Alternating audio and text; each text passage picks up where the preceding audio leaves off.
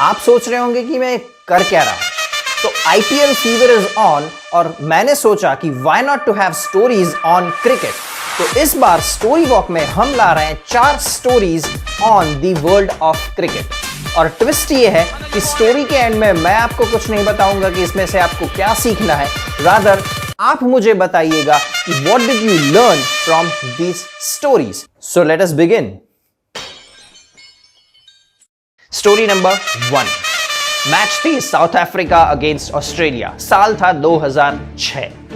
उस दिन तक जो highest score in one day international of a 50 over match जो था वो था श्रीलंका के नाम, which was 396 run for 5 wickets, जो उन्होंने केनिया के सामने स्कोर किया था इन द ईयर 1996।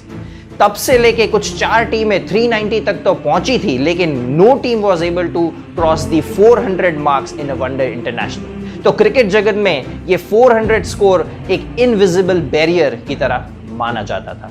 लेकिन a history was created on 12th March 2006 when Australia was playing against South Africa, the 5th one-day international at Johannesburg. Australia ने पहले batting करने का निर्णय लिया and they scored 434 runs at the loss of 4 wickets. And that's not all. जब south Africa batting के लिए आई, then it was much easier because एक जो बैरियर था, जो एक मेंटल बैरियर था 10 सालों का, वो अब निकल चुका। And what was the score of South Africa? South Africa scored 438 runs at the loss of 9 wickets और उन्होंने ये मैच जीत लिया था। That was not all. उसके सिर्फ 3 महीने बाद श्रीलंका ने ये रिकॉर्ड वापस तोड़ा। उसके बाद साउथ अफ्रीका ने ये रिकॉर्ड वापस तोड़ा और अब तक कुछ 6 टीमों ने ऑलरेडी ये रिकॉर्ड तोड़ दिया। So what do you learn from this story? आप क्या सीखते हैं ये हमें कमेंट सेक्शन में बताइए। And this is not all. जब ऑस्ट्रेलिया ने बैटिंग खत्म कर ली थी, तब स्पेक्टेटर्स, कमेंटेटर्स और even the south African players यही सोच रहे थे the match is already lost.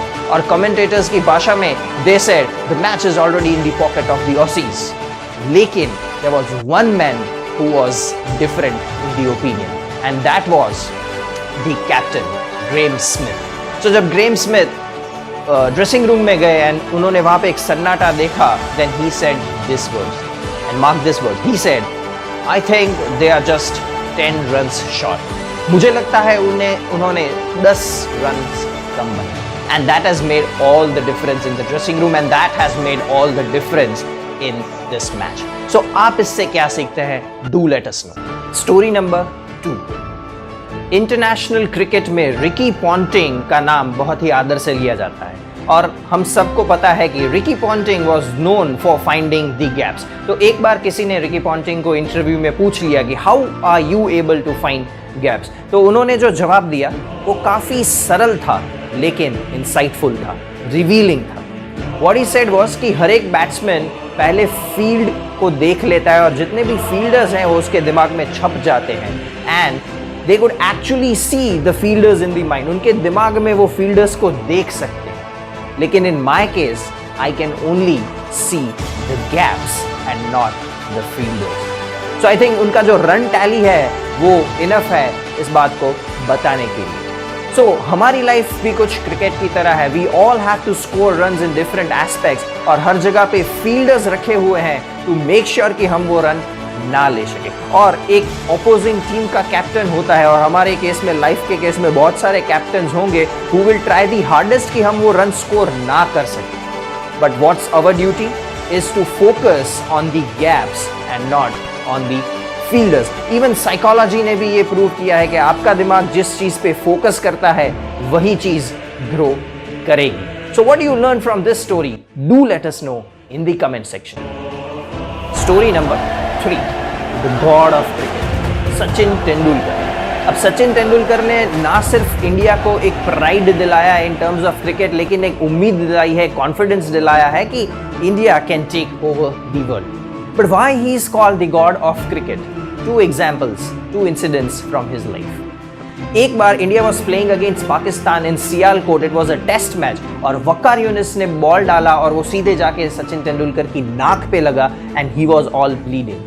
तब नॉन स्ट्राइकर एंड पे नवजोत सिंह सिद्धू आए और इंडियन टीम के फिजियो आए और उन्होंने सचिन को सलाह दी कि I think you should retire hurt. लेकिन सचिन ने उन दोनों की सलाह नहीं मानी and this is what he said these two words, he said मैं खेलेगा, I'll play. Basically he said I'll fight. This is not all. जब Gary Kristen former Indian cricket coach अपना टर्म खत्म कर रहे थे तब क्रिक इन्फो ने उन्हें काफ़ी सारे सवाल पूछे और जब सवाल सचिन पे आया तो उन्होंने पूछा कि what makes Sachin so special. तो उन्होंने जो जवाब दिया वो ये था कि Sachin studies the entire book before the exam, he doesn't leave anything to chance और ऑप्शन। इट कुड बी वो मैच से पहले नेट में 300 बॉल भी फेस करते थे या कभी कभी 1500 बॉल भी फेस करते थे, but he will never finish the net practice before he has realise कि नहीं मैंने इनफ ऑफ प्रैक्टिस कर रही है and I am ready for the next match. So just imagine 25 years of an international great career and still studying the entire book before the match. So what do we learn from this genius? Do tell us.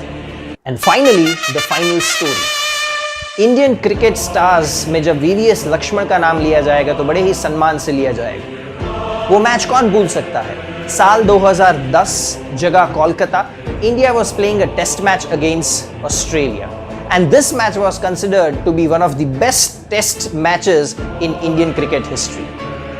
Australia ने उस match में first inning में 428 runs बनाए, जिसके जवाब में भारत ने 405 run बनाए and Sachin Tendulkar scored a wonderful 98। फिर ईशांत शर्मा और जहीर खान ने बहुत ही बेहतरीन बॉलिंग की और 192 पे ऑल आउट कर दिया ऑस्ट्रेलिया को और India was left with a easy chasable target of 216 runs to win.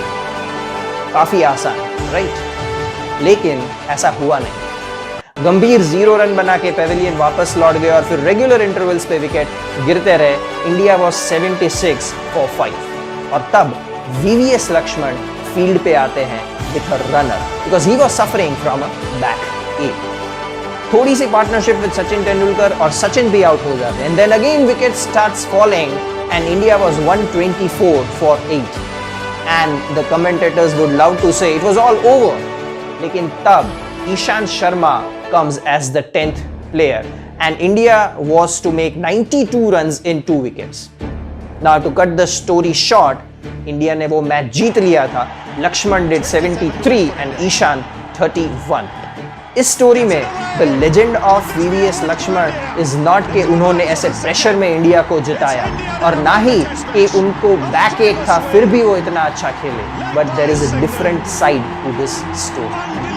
Generally ऐसे सिचुएशन में एक सीजन बैट्समैन क्या करता है? वो स्ट्राइक अपने पास रखता है और टेल एंडर को मिनिमम स्ट्राइक देता है। लेकिन वीवीएस लक्ष्मण ने क्या किया? 22 ओवर की उनकी जो पार्टनरशिप थी उसमें 15 बार वीवीएस लक्ष्मण ने पहले बॉल फेस करके सिंगल लेके स्ट्राइक ईशांत शर्मा को दी, as if he was trying to say come on buddy, I know you can do it. मान लीजिए वीवीएस लक्ष्मण की जगह आप होते अपने क्षेत्र में, तो आप क्या करते? वीवीएस लक्ष्मण हमें क्या सिखा के गए? Do let us know in the comment section. And if you have loved all these stories and if you are a story lover or if you are a cricket lover, then don't forget to spread the word. Thank you very much from Storywalk.